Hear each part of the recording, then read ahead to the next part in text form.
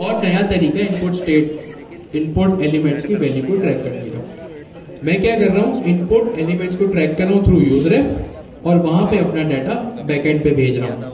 ये सारी चीजें वही हैं जो हमने लास्ट क्लास में देखी है। अभी जो हमने एक नई चीज की वो ये की कि पोस्ट रिक्वेस्ट में, क्योंकि जाहिर सी बात है मैं डाटा भेज रहा हूं, तो पोस्ट रिक्वेस्ट में मैंने क्या किया, डाटा को हैंडल किया। कैसे किया कि मैंने सिंपल लिखा कि अगर मेरी जो बॉडी डॉट ईमेल है जो मुझे रिक्वेस्ट में आ रहा है, अगर body dot email equals to ali@gmail.com जो मेरा एक्चुअल ईमेल है, तो मुझे लॉगिन कर दो, वरना मुझे हैकाथॉन का हम डिस्कस कर लेंगे। बट अभी हम क्या करते हैं, अपने जो है वो ऑथराइजेशन के टॉपिक को देख लेते हैं। सारी बातें बंद, सारा फोकस यहाँ। अभी आपने पढ़ा ऑथेंटिकेशन। ऑथेंटिकेशन का मतलब सिंपल लॉगिन। अब जो हमारा नेक्स्ट टॉपिक है वो है ऑथराइजेशन। ऑथराइजेशन का मतलब यह है, सिंपल अगर एक लफ्ज में मैं बात करूं, ऑथराइजेशन का मतलब यह है कि अथॉरिटी। सही है। ऑथेंटिकेशन मतलब लॉगिन, ऑथराइजेशन का मतलब अथॉरिटी। अथॉरिटी का मतलब यह है कि आपके पास एक चीज को एक्सेस करने की, यूज करने की लिमिट क्या है। सही है। देखिए, एक वेबसाइट है, आप सब उसके यूजर है, तो यूजर क्या करता है, सबसे पहले ऑथेंटिकेट होता है, मतलब सबसे पहले ऑथेंटिकेशन का वो प्रोसेस करता है। जैसे आपने अभी किया ना लॉगिन करके, आपने ये क्या किया, ऑथेंटिकेशन किया, मींस लॉगिन किया। अब आप करेंगे ऑथराइजेशन। ऑथेंटिकेशन का मतलब लॉगिन। आप एक वेबसाइट पे लॉगिन हो गए, अब उस स्पेशल वेबसाइट को, उस स्पेशल वेब एप्लीकेशन को यूज करने की आपके पास अथॉरिटी कितनी है, काबिलियत कितनी है। जैसे अथॉरिटी का ऑथराइजेशन का मतलब एक स्पेसिफिक चीज को यूज करने की अथॉरिटी आपके पास कितनी है। अथॉरिटी का मतलब कितनी आपके पास जो है वो कंट्रोल है एक चीज को यूज करने का। आप एक वेब एप्लीकेशन पे लॉगिन हुए, ऑथेंटिकेट हो गए, मींस ऑथेंटिकेशन कर ली। जैसे चैट जीपीटी है, सही है। जैसे चैट जीपीटी है, चैट जीपीटी पे आप सब लॉगिन करते हैं, मींस ऑथेंटिकेशन करते हैं। लेकिन वहां पे बात ये भी आती है कि आप chatgpt.com को, उस वेब एप्लीकेशन को यूज करने की कितनी पावर है आपके पास, कितनी सलाहियत है। एक और सेंटेंस में बोलूं तो एक वेब एप्लीकेशन के कौन कौन से फीचर्स आपके पास अवेलेबल हैं। सही है। ऑथराइजेशन का एक और मतलब यह है कि एक स्पेसिफिक वेब एप्लीकेशन को यूज करने की कौन कौन से फीचर्स आप लोगों के पास हैं। जैसे चैट जीपीटी, आपने लॉगिन किया, मींस ऑथेंटिकेशन किया। अब बाय डिफॉल्ट आपके पास अथॉरिटी है कि आप चैट जीपीटी के फ्री वर्जन को यूज करें। ये अथॉरिटी है, ये फीचर आप लोगों के पास है कि चैट जीपीटी के फ्री वर्जन को कोई भी यूज कर सकता है। आपकी बाउंड्री क्या है, आप फ्री वर्जन को यूज कर सकते हैं। लेकिन अगर चैट जीपीटी का वो हिस्सा आपको यूज करना है, उस दायरे में दाखिल होना है जो पेड है, तो आपको पैसे देने पड़ेंगे। आप फिलहाल अगर फ्री यूजर हैं तो आप उस पेड फीचर को यूज करने के काबिल नहीं है। इट मींस आपके पास वो अथॉरिटी नहीं है चैट जीपीटी को यूज करने की। तो ये था ऑथराइजेशन। ऑथराइजेशन का मतलब एक खास वेब एप्लीकेशन के कौन कौन से फीचर्स को आप यूज कर सकते हैं।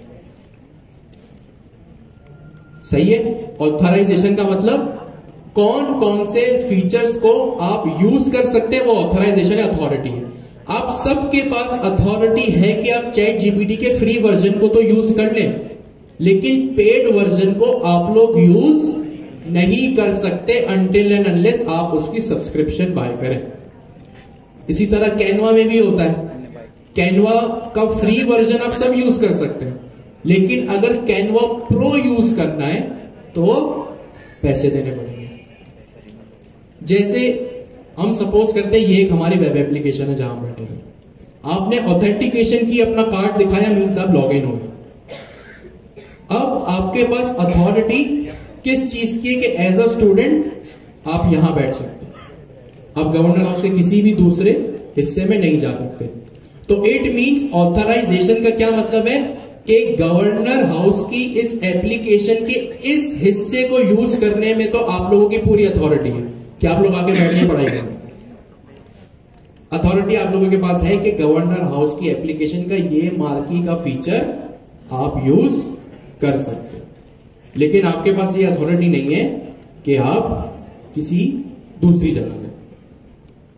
तो ऑथेंटिकेशन मतलब लॉगिन, ऑथराइजेशन मतलब खास फीचर्स को यूज करने का जो है वो आपके पास एक परमिशन होनी चाहिए, तरीका होना चाहिए। तो ऑथराइजेशन क्या होता है, जल्दी से अपने बराबर वाले से डिस्कस करें जी। आखिरी के 3 लॉज में से वो पीछे चले जाए। अच्छा, ऑथेंटिकेशन मींस लॉगिन, ऑथराइजेशन मतलब आपके पास उस स्पेसिफिक वेब एप्लीकेशन को यूज करने की या उस वेब एप्लीकेशन के कौन कौन से फीचर्स को यूज करने की आपके पास अथॉरिटी है या एबिलिटी है। अच्छा, सारी बातें बंद, सारा फोकस आपका स्क्रीन पे।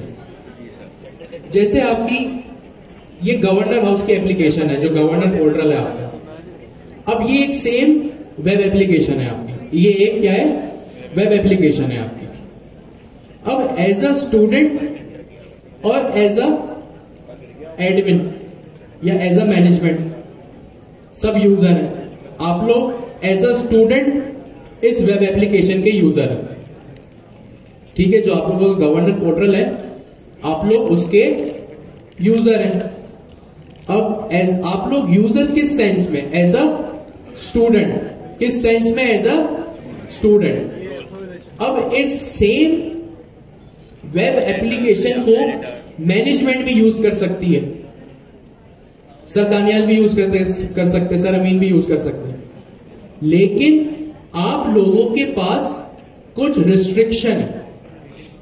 एज अ स्टूडेंट आप लोग इस वेब एप्लीकेशन को यूज कर सकते हैं और दानियाल भाई, अमीन भाई भी यूज कर सकते हैं, लेकिन दानियाल भाई और अमीन भाई कौन है, मैनेजमेंट, यानी उनके पास सारे राइट्स हैं इस वेब एप्लीकेशन को यूज करने के, कि वो आप लोगों का डाटा भी देख सकते हैं, वो आप लोगों के कितने मार्क्स हैं वो भी देख सकते हैं, आप लोगों की क्या अटेंडेंस है वो भी उस पोर्टल पे जाके देख सकते हैं। लेकिन एज अ स्टूडेंट आप लोगों के पास ये राइट नहीं है, सही है। आप लोगों के पास ये फीचर नहीं है कि आप लोग दूसरे स्टूडेंट्स के मार्क्स देखें, उनकी अटेंडेंस देखें या कुछ भी XYZ। आप लोगों की फीचर बस वहीं तक है जो आप लोग एज अ पर्टिकुलर यूजर हैं, आप लोगों के पास एक वही फीचर है कि आप अपना खुद का डाटा एक्सेस कर सकते हैं, सही है। आप लोगों के पास एज अ स्टूडेंट सिर्फ यही राइट है, यही फीचर अवेलेबल है कि ये आप लोग अपनी वेब एप्लीकेशन को, अपने गवर्नर पोर्टल को सिर्फ एज अ स्टूडेंट यूज कर सकते हैं और सिर्फ अपना डाटा देख सकते हैं। बट अगर कोई एडमिन है तो वो क्या कर सकता है, सिर्फ और सिर्फ एडमिन हर चीज कर सकता है। एडमिन के पास सारे राइट्स हैं कि वो हर चीज करे, आप लोगों की अटेंडेंस भी देखे, आप लोगों के मार्क्स भी देखे और आप लोगों की हर चीज देखे। बट एज अ स्टूडेंट आप लोगों के पास ये फीचर नहीं है। तो ये है ऑथराइजेशन, कि सेम वेब एप्लीकेशन है लेकिन कुछ लोग पूरी की पूरी वेब एप्लीकेशन को यूज कर सकते हैं और कुछ लोग सिर्फ अपना ही हिस्सा एक्सेस कर सकते हैं। ये होती है ऑथराइजेशन, एक स्पेसिफिक वेब एप्लीकेशन को यूज करने की अथॉरिटी, ठीक है। अब होपफुली ये और क्लियर हो गया। अब हम एक काम ये करते हैं कि एक अच्छा बड़ा इंटरेस्टिंग सवाल आया, एक टेक्निकल पॉइंट और, कि ऑथराइजेशन होती कब है, ऑथराइजेशन होती कब है, ऑथेंटिकेशन के बाद। ऑथेंटिकेशन के बाद। किस चीज के बाद होती है? ऑथेंटिकेशन के बाद, मीन जब आप लॉग इन करते हैं उसके बाद। जब आप लॉग इन करते हैं, अच्छा इसमें होता क्या है, आपने लॉग इन किया, अभी जो आपने किया वो लॉग इन किया ऑथेंटिकेशन की, तो आपने अपना ईमेल प्रोवाइड किया। अब बेस्ड ऑन दैट ईमेल, वो कुछ भी हो सकता है, जरूरी नहीं वो ईमेल हो, वो यूजर आईडी भी हो सकती है, अभी हम ईमेल की बात करते हैं। बेस्ड ऑन दैट ईमेल आप लोगों की अथॉरिटीज का अंदाजा लगाया जाएगा, या आप लोगों की अथॉरिटीज डिसाइड की जाएंगी। सही है? क्या होगा? बेस्ड ऑन द ईमेल आप लोगों की अथॉरिटीज डिफाइन की जाएंगी। जैसे अभी मैं यहां अब ईमेल चेंज करता हूं, अब इसी एग्जांपल को जो है वो हम, बल्कि एक इसको कमेंट आउट करता हूं ताकि आप लोगों के लिए मिक्सअप ना हो जाए चीजें। नीचे मैं एक और चीज जो है वो यहां पे, अभी मैंने क्या किया, जो हमारी पुरानी पोस्ट रिक्वेस्ट थी जो भी हमने थोड़ी देर पहले लिखी थी, उसको मैंने कमेंट आउट कर दिया ताकि चीजें मिक्स ना हो, आप लोगों के लिए स्टेप बाय स्टेप चीजें लिखी रही। मैं एक और पोस्ट रिक्वेस्ट बनाता हूं, export async function post request next request, यहां पे कर्ली ब्रैकेट, इसको मैंने रिटर्न अभी नहीं किया, अभी मैं यहां पे लिखता हूं const body is equals to await request dot JSON को मैंने कन्वर्ट किया, और यहां पे मैंने लिख दिया if body dot email double is equals to danial@gmail.com। तो मैंने यहां पे लिख दिया console dot log you are a admin else console dot log you are a student. ये वही कोड मैंने दोबारा नीचे लिख दिया जो हमने ऊपर लिखा था। डिफरेंस क्या किया मैंने, यहां पे ईमेल चेंज कर दिया।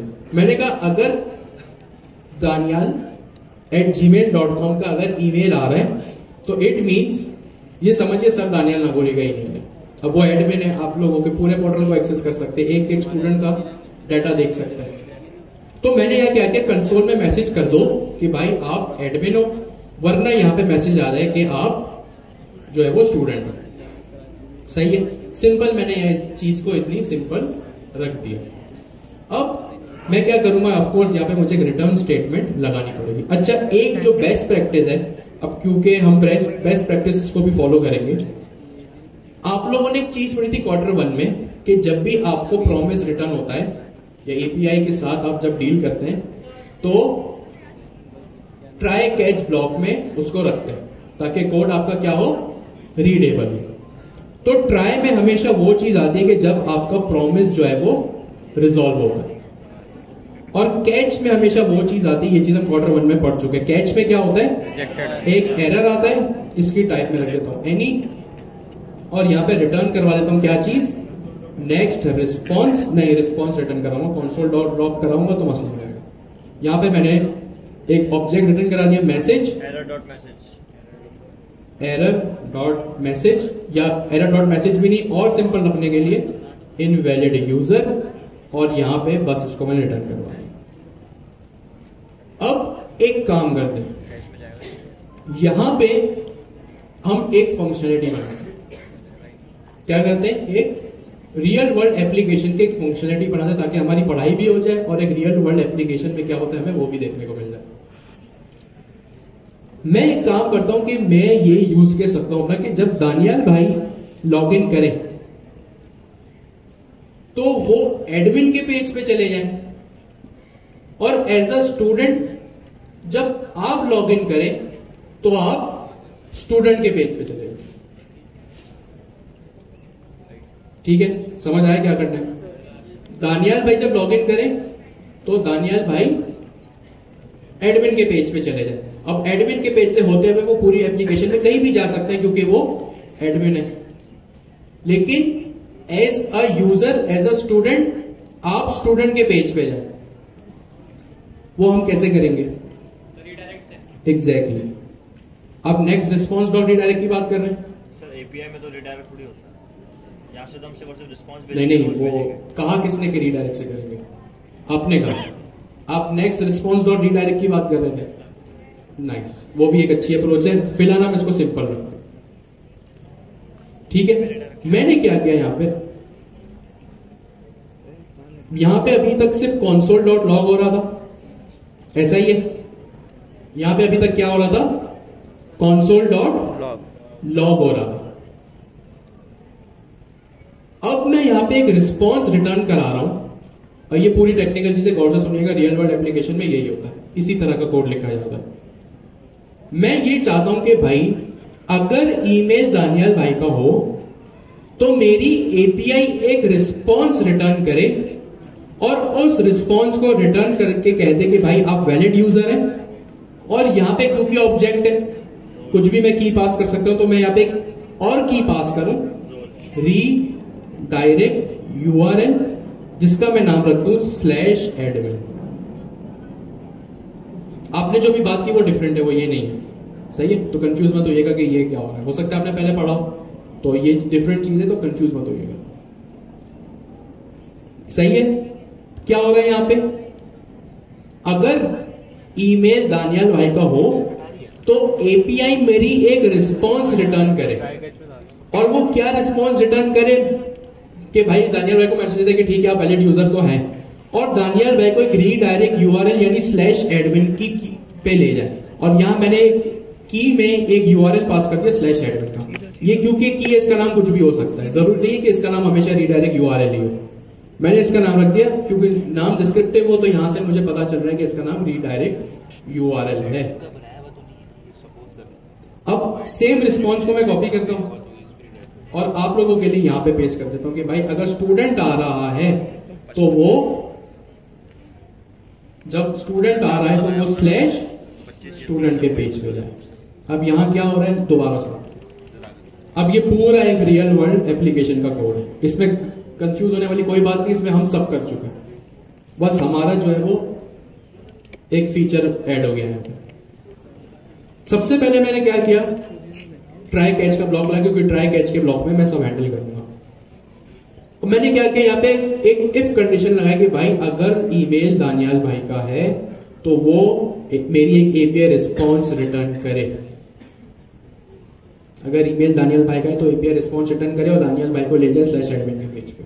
और अगर कोई दूसरा बंदा आता है तो वो /स्टूडेंट के पेज पे जाए। और ये चीज मैं एक स्पेशल वे में करवा रहा हूं एपीआई को रिटर्न करते हुए, ठीक है। इस कोड में क्या हो रहा है जल्दी से अपने बराबर वाले से डिस्कस करें। कोई मसला ही नहीं, कहाँ जाएगा ये? जूम आउट ज्यादा मैं कर नहीं सकता हूं, पीछे वाले हमारे भाई फंस जाएंगे, उनके पास इतनी बड़ी स्क्रीन नहीं होगी।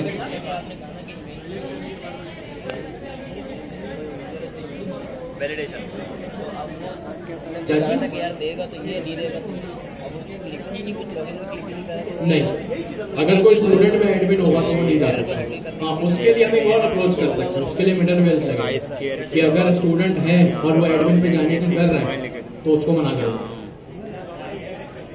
एग्जैक्टली, उसके लिए नेक्स्ट रिस्पॉन्स नॉट रीडायरेक्ट या मिडल वेयर्स में भी हम कर सकते हैं। नेक्स्ट जेएस में मिडल वेयर होता है। एक बात बताओ, इसमें कैश में क्यों जाएगा जब फैच देगा उसके अंदर ट्राई करते? ठीक है जी। अच्छा, एक अभी बता, सारी बातें पे सारा फोकस यहां तक किसी का कोई सवाल है? बताएं, यहां तक किसी का कोई सवाल है? अगर नहीं है तो मैं एज्यूम कर रहा हूं आपको प्रॉब्लम समझ में आ गया कि क्या सॉल्व करें। चले फिर आगे चलिए। मैं दोबारा रिपीट करता हूं, हम क्या कर रहे हैं कि अगर दानियाल भाई अगर ईमेल आता है danial@gmail.com तो मैं क्या करूं, एडमिन पेज पे दानियाल भाई को भेज दूं, वरना स्टूडेंट हो तो स्टूडेंट को स्टूडेंट के राउट पे भेज दूं। ये काम मैं अभी फिलहाल यहाँ पे कर रहा हूं।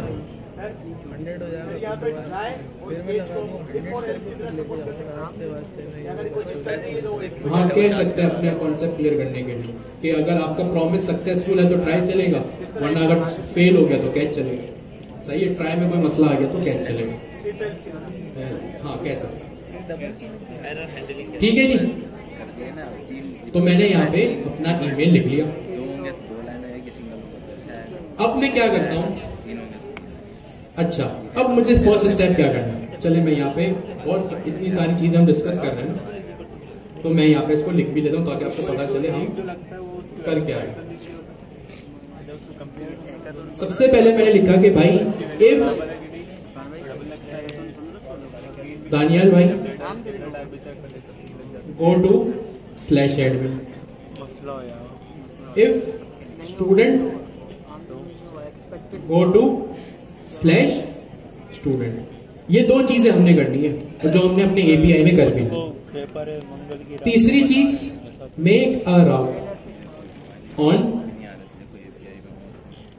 Front end. अच्छा, मैं अब क्या चाह रहा हूं, सपोज करें अगर दानियाल भाई ने लॉगिन किया तो वो चले जाए लोकल होस्ट 3000/admin के पेज पर। अगर कोई स्टूडेंट जो है वो लॉगिन करता है तो वो चले जाए कहां पे, स्टूडेंट के पेज। मुझे ये करना है, तो अभी हम क्या कर रहे हैं, राउटिंग कर रहे हैं कि अगर एक स्टूडेंट हो तो वो स्लैश स्टूडेंट पे जाए, अगर एडमिन हो तो स्लैश एडमिन पे जाए। अब ये स्लैश एडमिन और स्लैश स्टूडेंट क्या है, ये मेरे राउट्स हैं। क्या है, राउट्स हैं। और राउट्स क्रिएट करने के लिए सबसे पहले मैं क्या करूंगा, ऐप के फोल्डर में आऊंगा, फाइल क्रिएट करूंगा page.tsx। मैंने एक एडमिन नाम का फोल्डर क्रिएट किया, उसमें page.tsx नाम की मैंने फाइल क्रिएट की, और राउट मेरा इसी तरह क्रिएट होता है, इसका नाम मैंने रख दिया एडमिन। फिर मैं ऐप के फोल्डर में आया, मैंने एक फोल्डर क्रिएट किया स्टूडेंट page.tsx। स्टूडेंट नाम का मैंने एक फोल्डर क्रिएट किया और उसमें मैंने क्या किया, page.tsx की फाइल क्रिएट कर दी। इसका नाम मैं रखता हूं रेफ स्टूडेंट। ठीक है, और इसको मैं बंद कर देता हूं। फिलहाल मुझे सिर्फ राउट्स क्रिएट करने थे और कुछ काम नहीं था इसमें। इस एडमिन को भी मैंने क्लोज कर दिया। ठीक है, अब मैं एक काम करता हूं, मुझे जो यहाँ जेसन में मिल रहा है ना, अब ये कोड आपको पता होना चाहिए क्या कर रहा है।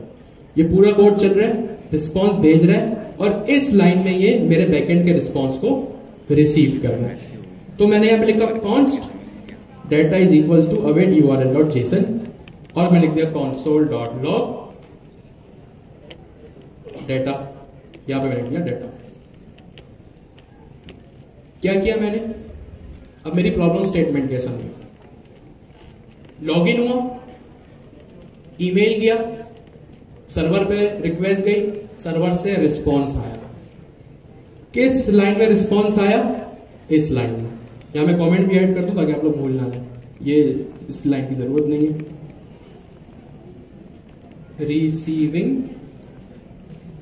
रिस्पॉन्स फ्रॉम एपीआई, यहां भी कर सकते हैं। सही है। क्या किया मैंने, ईमेल लिखा, बैकएंड पे रिक्वेस्ट भेजी, बैकएंड से रिस्पॉन्स आया। ईमेल लिखा, रिक्वेस्ट गई, रिस्पॉन्स आया। रिस्पॉन्स कहां आ रहा है, इस लाइन में। मैंने इसलिए आप लोगों को याद रहा, कमेंट भी लिख दिया। मैं देखता हूं मुझे रिस्पॉन्स क्या आ रहा है। चले तुक्का लगा, रिस्पॉन्स क्या आना चाहिए। ठीक है, यहां वाले बताए, गलत बताएं, टूटा फूटा बताएं, नहीं पता तो बोले नहीं पता। डेटा आएगा, डेटा तो आएगा। क्या बात किया आपने, ऐसा भी नहीं बोलना था। नहीं खैर कोई बात नहीं, डेटा आएगा, बात सही है। इट मींस आप ये कह रही हैं कोड सही लिखा है, कुछ ना कुछ रिसीव होना चाहिए। क्या आएगा, यहां से कोई नहीं बोलेगा। ईमेल लिखेंगे आप, रिक्वेस्ट जाएगी, रिस्पॉन्स आएगा। यहां क्या रिस्पॉन्स है, ईमेल। एग्जैक्टली ये रिस्पॉन्स है। बिल्कुल सही कहा आपने, ये रिस्पॉन्स है जो कि आना चाहिए आपके पास। देखते हैं, या तो रिस्पॉन्स आएगा या एरर आएगा।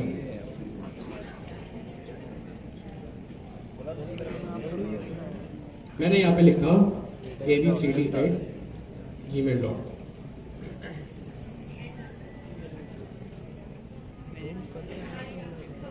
वैलिड यूजर, ठीक है, स्टूडेंट आ गया, सही है। मेरे पास वो देखें डेटा आया, message valid user, redirect URL student.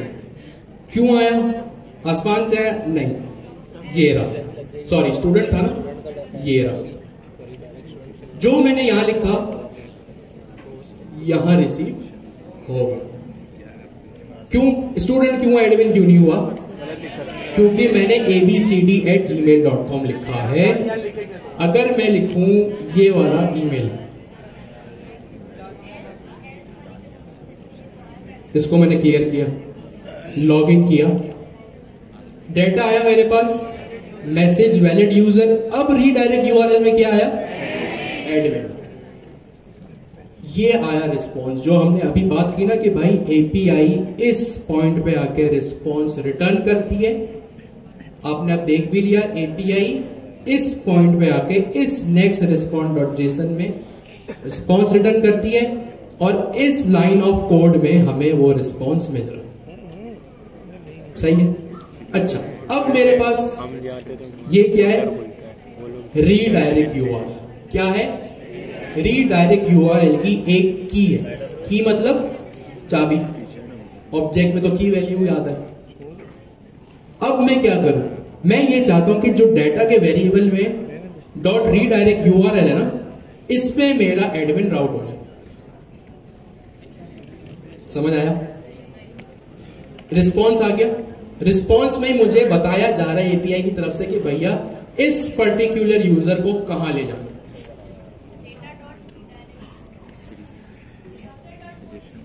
Exactly मुझे इस यूजर को कहां ले जाना है, ये मुझे मेरी एपीआई बता रही है।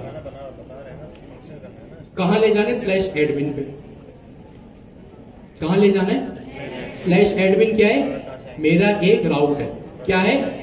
एक राउट। इसीलिए मैंने यहां पे एक एडमिन नाम का राउट बनाया था और एक स्टूडेंट नाम का राउट बनाया था कि मुझे ईमेल मिले।